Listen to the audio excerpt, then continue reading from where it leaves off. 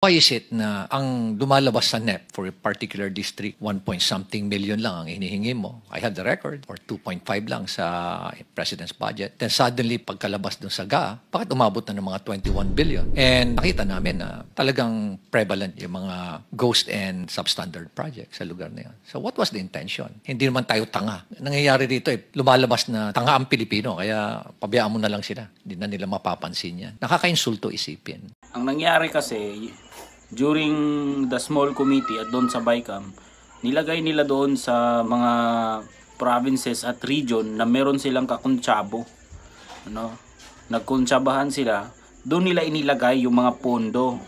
Tinapyasan yung Department of Education. Supposedly, according to our Constitution, dapat ang makatanggap ng pinakamalaking budget is the Department of Education. Pero sa 2025 budget, ang pinakamalaking budget ay nasa DPWH. Ganyan sila kagarapal.